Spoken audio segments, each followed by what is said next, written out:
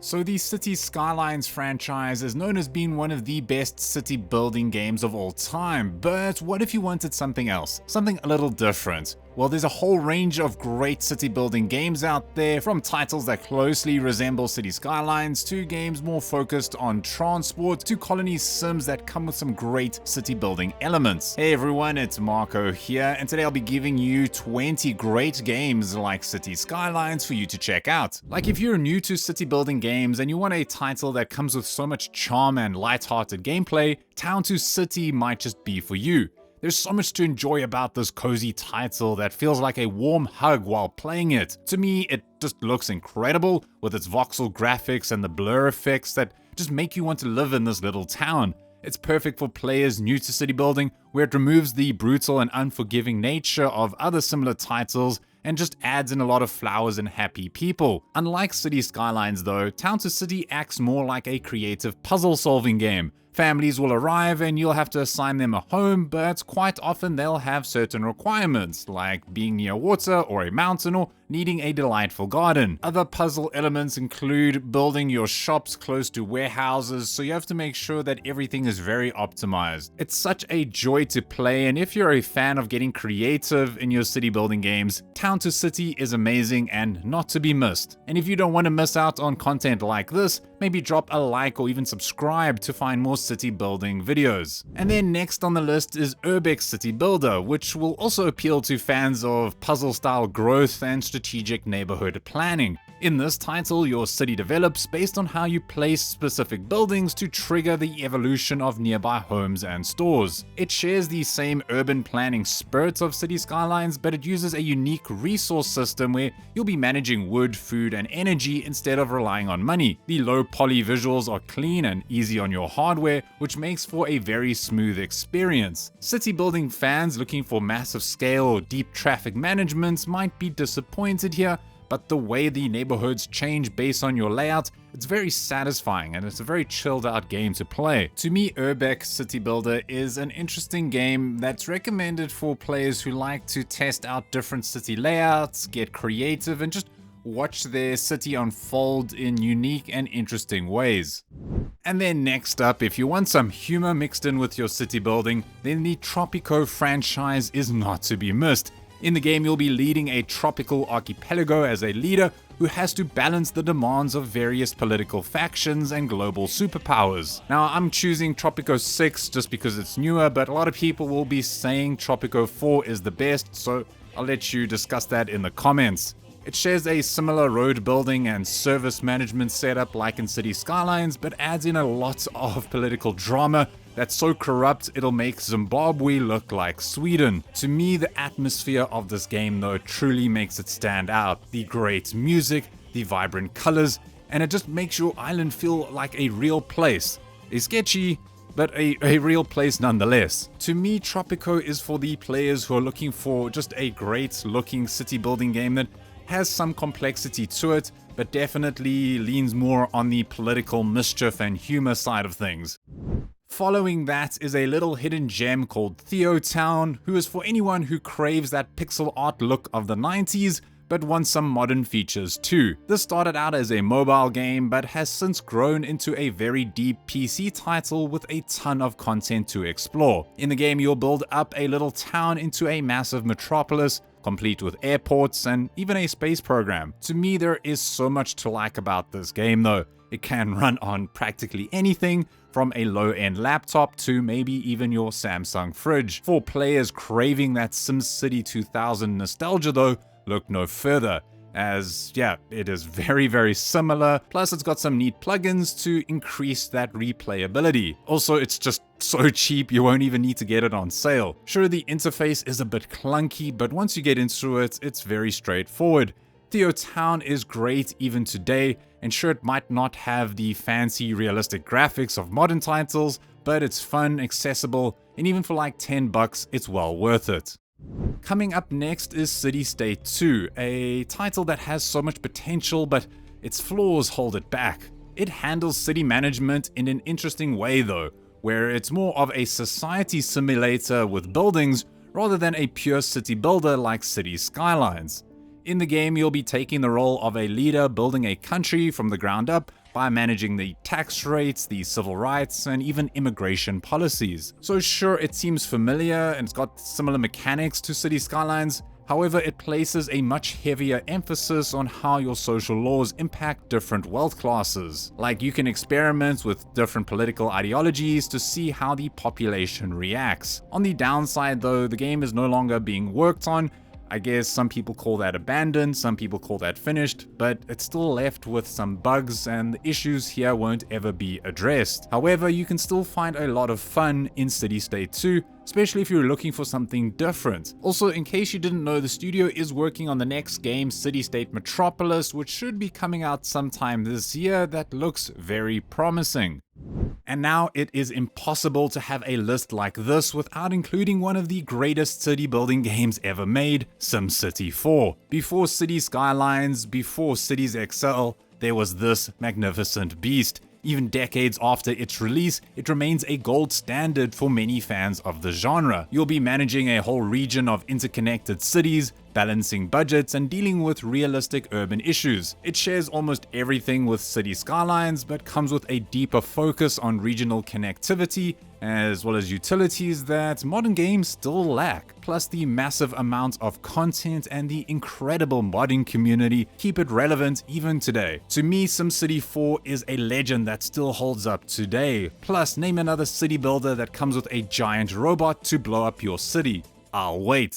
So like I said, the games that are exactly like Cities Skylines are limited. So the next section here are games that are more focused on the transport and automation side of things, where city building comes second. Workers and Resources Soviet Republic might be the hardest title to get into, but once it clicks, you will not be able to put it down. In the game, you'll be managing the economy in a Soviet-themed state where you control everything from the mining of raw materials to the price of bread. Fans will enjoy it because it shares the transportation and infrastructure focus of Cities Skylines, but wow, that complexity, it goes so hard. For example, you have to physically transport every single resource, everything is manual.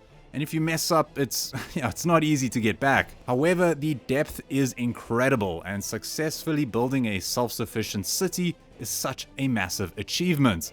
It's brutal, it's depressing, it fits the theme, and I love it. To me, Workers and Resources is easily one of the most detailed and rewarding city builders currently available on the market, and highly worth checking out.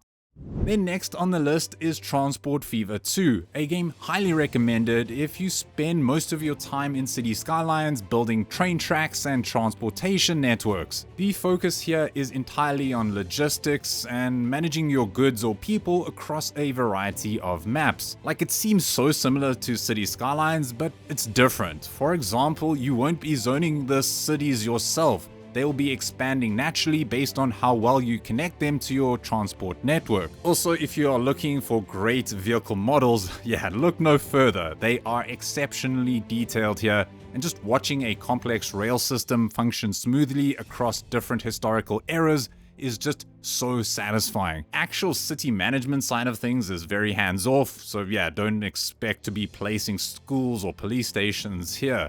But like I said, if you find the transport and logistics side of things to the genre to be very fun, well, you're gonna have a blast with this one. To me, Transport Fever 2 is a majestic and relaxing experience that rewards careful planning and just overall efficient network design. You can easily lose hours just watching your trains go by. Also, with all the drama surrounding Transport Fever 3, I'd say it's best to start with this one for now.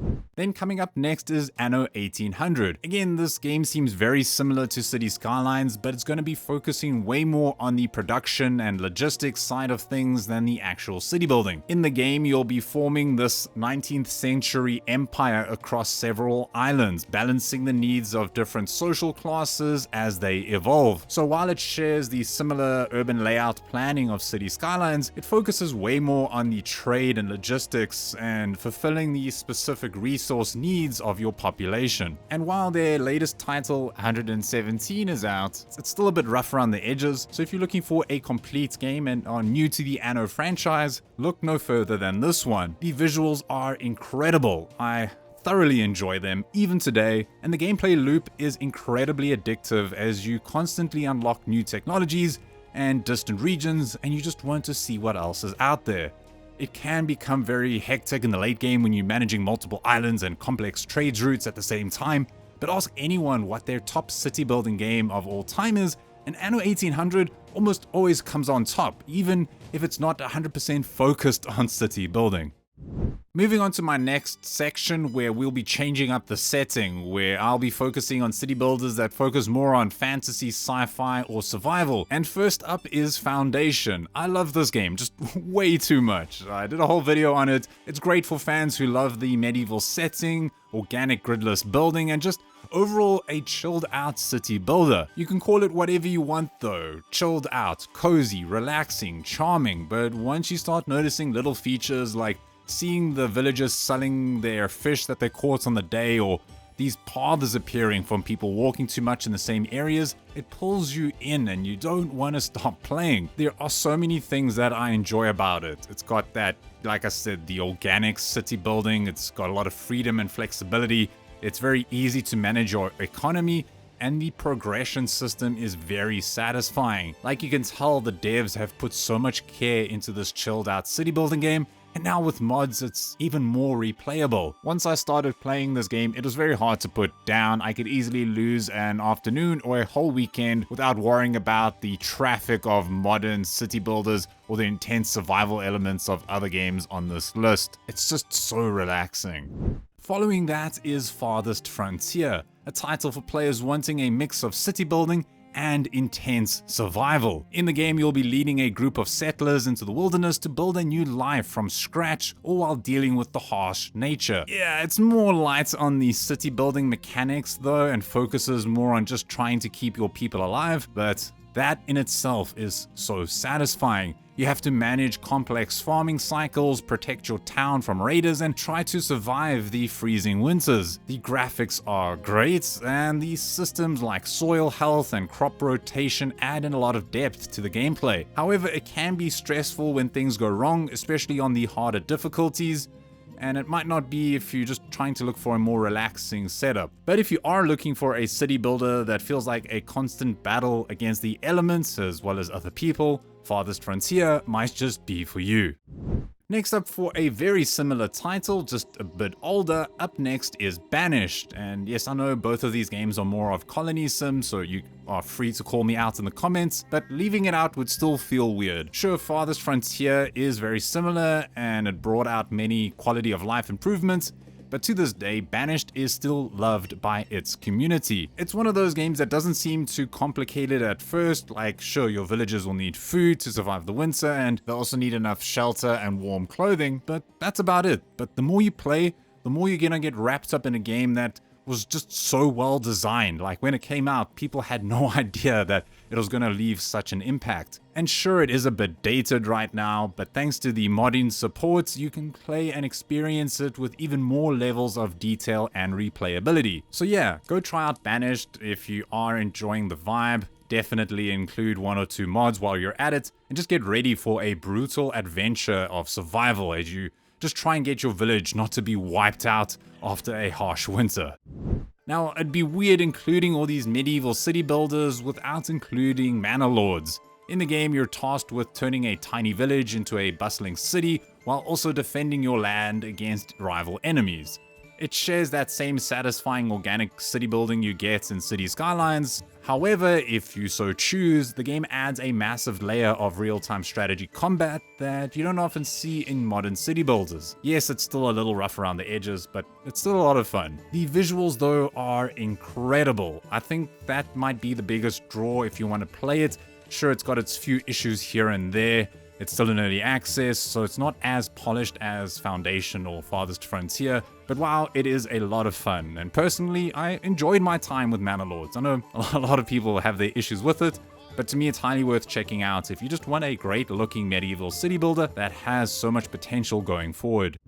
And now, because I've mentioned all the other medieval city builders out there, well, I could not forget about Ostriv. This little hidden gem always goes under the radar, and it's not to be missed. In the game, you'll be leading an 18th century Ukrainian village, managing everything from the food supply to the construction of every single house. Now, while playing, I enjoyed just how detailed the construction process is. You can always see Your work is carrying their materials around and building it piece by piece. It makes the game feel very connected as you play. But you also still have to worry about the food supply, as yeah, farming was kind of a big deal back then, and the game makes you take it seriously. Unfortunately, it is still in early access, and that might put some people off, but the dev is pumping out these updates all the time. So if you are looking for an indie city builder that's very laid back and comes with lots of slow-paced realism, Ostriv might be worth checking out.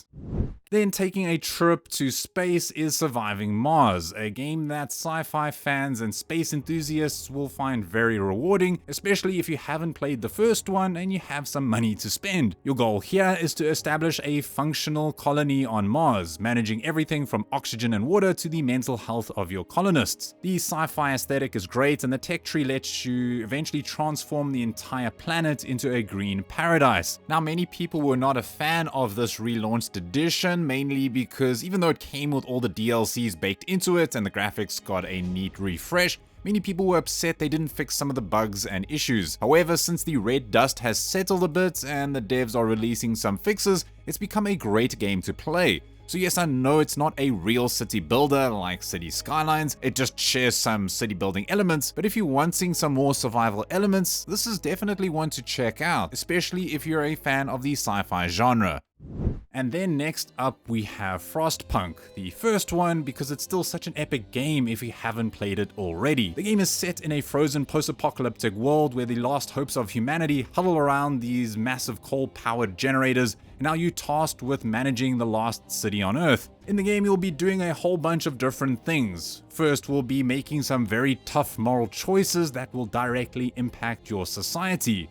Next, we'll be managing dwindling resources in the face of this brutal cold, and also you'll be desperately trying to keep your generator burning, warding off the deadly cold that threatens to extinguish the last embers of civilization. Not only that, but you'll also be enacting laws, dealing with social unrest, and sending out expeditions into the freezing cold to scavenge for supplies. It's tough to say which is better, this one or the sequel, but to me the original feels closer to an actual city builder. So if you enjoy making hard decisions, feeling the weight of responsibility on your shoulders, and just looking for a game that will truly test your strategic and moral compass, then definitely go check out Frostpunk today.